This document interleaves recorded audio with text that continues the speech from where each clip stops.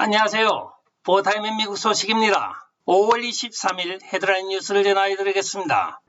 보타임에 오늘의 첫 번째 소식을 전해드리겠습니다. 지난 주말 도널드 트럼프 대통령 러시아 게이트 사건에 대하여 존 드럼 특검과 마이클 서스만 재판이 있었습니다. 여기에 형사법정 증인으로 나온 라비 묵은 2016년 대선 당시에 힐러리 클린턴이 러시아 스캔들을 만드는데 일조를 하였으며 또한 그것을 언론에 퍼뜨리기까지 하였다고 전하고 있습니다. 선서 증인에 의하여 법정에서 공식적으로 확인되는 순간이기도 합니다. 대부분의 보수 언론과 또는 이 사건을 주목하고 있던 사람은 힐러리 클린턴과 오바마가 연관되어 있다는 것은 상식적으로 예견할 수 있었습니다. 그러나 드디어 지난 금요일 오후 미 법정에서 공식적으로 확인되는 순간입니다. 이에 대하여 도널드 트럼프 대통령 역시 그냥 넘어가질 않습니다. 나의 실추된 명예는 어떻게 보상할 것이냐며 앞으로 전개될 민사소송에 대하여 운을 띄우고 있습니다. 다음 소식입니다. NTG 코퍼레이션에서 미시간 팰리세이드에 있던 원자력 발전소를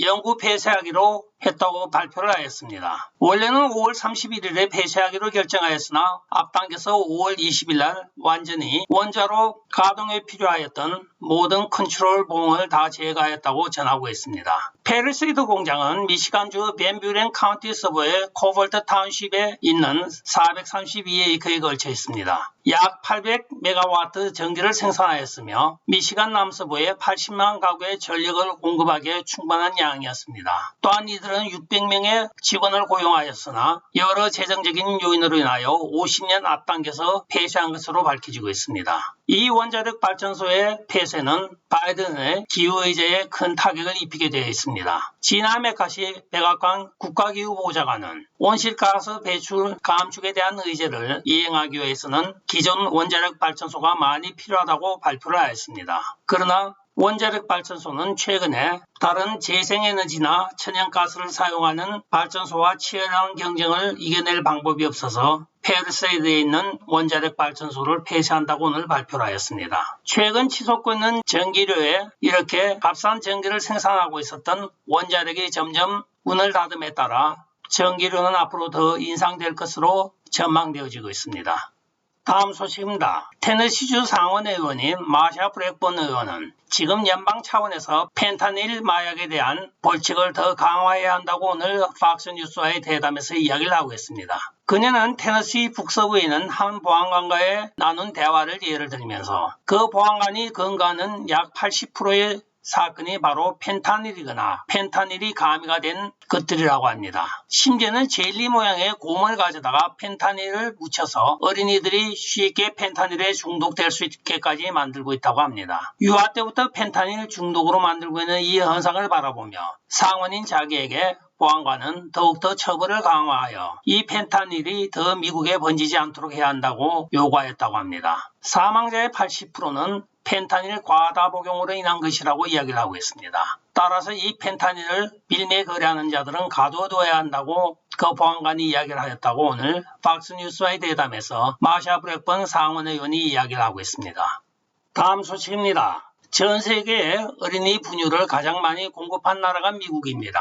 한국도 6.25 전쟁 이후에 많은 유아용 분유를 미국이 제공을 하였습니다. 월남전에서도 많은 분유를 제공하였고 그런데 드디어 미국이 유럽으로부터 분유를 구호물자로 받는 지경에 이르렀습니다. 인디애나폴리스에 있는 군부대에 약 36톤에 해당하는 50만 병을 담을 수 있는 아기 분유가 도착하였습니다. 물론 이것은 스위스에 있는 네슬레가 가공한 어린이용 분유입니다. 이 분유는 네슬레 허브를 통하여 미국 전역 약국, 병원에 공급될 예정이라고 합니다. 조 바이든은 상업용 비행기로 공수를 할 수 없기 때문에 군용 비행기를 사용할 수 있는 오퍼레이션 플라이 포뮬라라고 하는 긴급 명령을 발표했다고 전하고 있습니다. 이 처녀 분유 도착을 기념하기 위하여 탐 힐색 농무부 장관은 인디애나폴리스 군용 비행장에 도착하여 장병들을 반기고 있습니다. 다음 소식입니다. 연이어 보고가 되고 있는 우한숭이 수두 사건입니다. 오늘은 스위스와 이스라엘에서 원숭이 수두가 발병하고 있다고 또 보고가 되고 있다고 합니다. 최근에 원숭이 수두가 발견되는 것을 대부분 살펴보면 백신 예방 접종률이 아주 높은 나라부터 원숭이 수두가 발생을 하고 있는 것입니다. 백신 접종률이 높은 것하고 원숭이 수두 발병하고 어떤 상관관계가 있는지는 아직까지 밝혀지지 않고 있습니다. 그러나 WHO의 테드로스 사무총장이나 빌 게이츠 둘 다 의학 박사는 아닙니다. 의사도 아닌 사람들이 어떻게 이렇게 쪽지게같이 이러한 것들을 예견하고 맞힐 수 있는지 참 경이롭기만 합니다. 다음 소식입니다. 라이노인 미rom니 상원 의원이 기자와의 인터뷰에서 나토와 동맹국들은 러시아와 핵전쟁을 준비해야 한다고 이야기를 하고 있습니다. 최근에 와서 많은 라이노와 또는 글로벌리스트들이 툭하면 핵전쟁 하는데 핵을 한번 맞아봐야 정신을 차릴지 모르겠습니다. 물론 대리전으로 유럽과 러시아 간의 핵전쟁을 일으킨다고 하지만 핵전쟁은 결과적으로 인류 공멸에 이르는 바로 그 길입니다. 핵폭탄이 일반적인 폭탄같이 몇백 명을 죽이는 것이 아니고 러시아가 보유하고 있는 핵폭탄 한 방이면 영국은 지도에서 사라집니다. 프랑스도 마찬가지고 독일도 마찬가지입니다. 그러한 수소폭탄을 러시아가 지금 여러 수백 기를 가지고 있습니다. 미국도 안전할 리는 없죠. 미국도 90m에 이르는 쓰나미가 일어나게 되면 미국 영토의 거의 절반 이상이 수장이 되어버립니다. 아무리 하기 쉬운 말이라고 하더라도 상원 의원이나 되는 사람이 이렇게 말을 경망스럽게 하니까 역시 대통령이 안 되길 참 다행이었습니다. 다음 소식입니다. 2020년 대선이 엉망이었던 것은 관심 있는 사람들은 다 알고 있는 주제의 사실입니다. 그러나 2022년 중간선거 공화당 당내 경선 후보 투표에서 지난 화요일에 실행이 되었으나 원래는 금요일이면 다 발표가 날 것이라고 예상을 하고 있었습니다. 그러나 5월 23일인 월요일까지 아직까지 펜실베니아주 상원 후보가 결정이 되지 않았습니다. 이에 대하여 도널드 트럼프 대통령은 지금 우리가 제3세계에 살고 있는 것 아닙니까 하고 자기의 트루스 소셜 계정에 트루트잉을 하고 있습니다. 2년 전에 비하여 전혀 나아지지 않고 있는 지금 선거 시스템입니다. 결과적으로는 지금 아직도 많은 주와 또 많은 카운티가 그대로 DVS 시스템, 즉 도미니언 보링 시스템을 쓰고 있기 때문에 이런 현상이 나타나고 있습니다. 이 기계는 외부 해킹도 가능하고 또한 자료의 외부 송출도 가능한 인터넷 방식의 선거 기계이기 때문입니다. 인트라 시스템이 필요한 선거 기계가 인터넷 시스템으로 되어 있기 때문에 이러한 불상사가 많이 나고 있는 것입니다. 역시 바나나 공화국 당하시고 있는 미국의 현실이기도 합니다.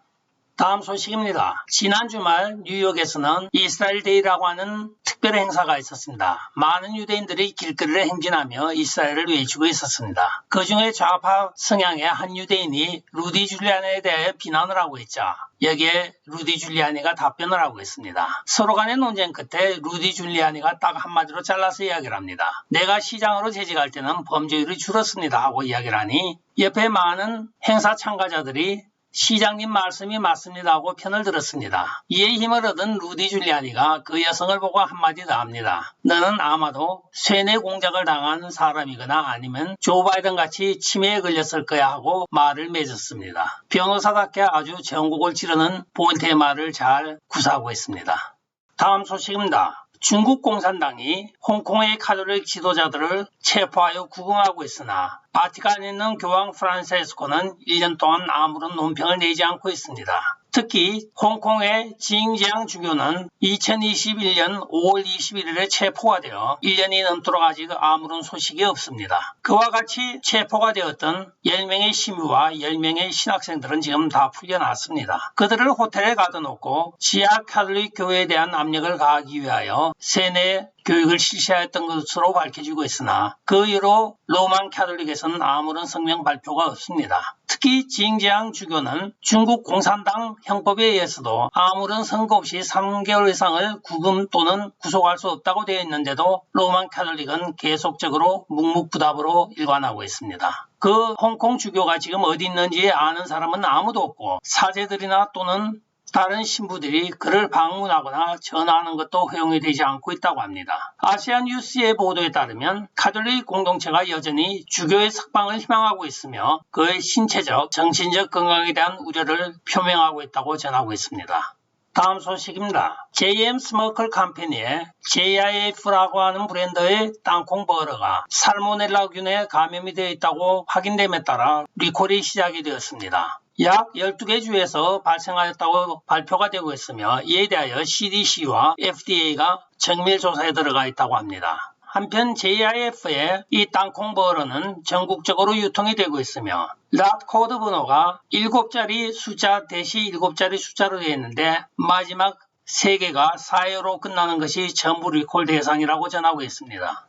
오늘의 마지막 소식을 전해드리겠습니다. 펜실베니아 주에 가면 아미시 빌리지라고 하는 데 있습니다. 이들은 문명을 거부하고 유기농 축산과 농사를 짓는 것으로 유명합니다. 그들의 모토는 하나님이 말씀하신 성경에 따라 자기들의 생활을 영위해 나가는 것이 목표라고 이야기를 하고 있습니다. 그러나 오늘 드디어 연방정부가 이 아미시 빌리지에 대하여 영장 없이 수색할 수 있는 권한을 FDA에 승인하였다고 전해지고 있습니다. 이는 아미시 빌리지에서 생산되는 오르게닉 식품을 미국의 부자들이 선호를 하고 있기 때문입니다. 그런데 공교롭게도 2년 전에 이 아미시에서 공급하였던 우유에 리콜라 바이러스가 2건이 발생을 하였습니다. 물론 생명엔 지장이 없었으나 그 이후로 FDA와 이 아미시 빌리지 간에 팽팽한 법정 공방이 벌어졌으나 오늘 연방판사가 FDA의 사전에 영장 없이 행정명령으로 이 아미시 빌리지의 가금류를 도살하거나 하는 것을 관리 감독할 수 있는 권한이 FDA에 있다고 판결을 하여 주었습니다.